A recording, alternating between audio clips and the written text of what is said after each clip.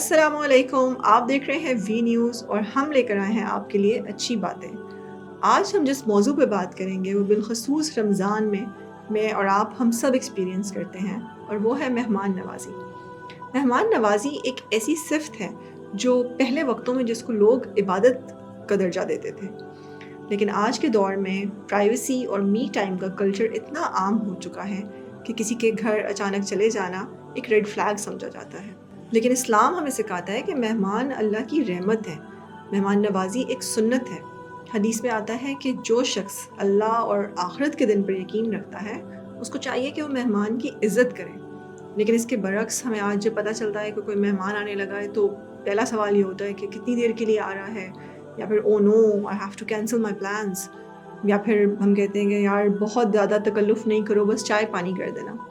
इस्लाम में हमें कोई बहुत पुरतकल्लुफ़ दावत का नहीं कहता या बहुत ज़्यादा तकल्लुफ़ करने का नहीं कहता। वो हमें सिर्फ़ ये सिखाता है कि मेहमान को ख़ुलूस के साथ वक्त दें, उनको वेलकम करें, उनकी इज़्ज़त करें। और याद रखिए कि जो इंसान दूसरों को इज़्ज़त देता है अल्लाह ताला उसकी इज़्ज़त को बढ़ा देते हैं। So I think we all need to step out of our comfort zones, और हमें मेहमान नवाज़ी की अहमियत को समझने की ज़रूरत है। हदीस में आता है कि मेहमान जब आपके घर आता है तो बरकतें लेकर आता है, और जाते हुए मेज़बान के गुनाह अपने साथ ले जाता है। तो देखिए, नेकी ये कितनी बड़ी नेकी है कि जिसको करने से हमारी ज़िंदगी में अल्लाह ताला बरकतों को शामिल कर देता है और हमारे गुनाहों को हल्का कर देता है। तो अल्लाह ताला हमें इस नेकी को करने की तौफ़ीक अता फ़रमाए, ये समझने की तौफ़ीक अता फ़रमाए कि ये सिर्फ़ एक रस्म नहीं है बल्कि इबादत है।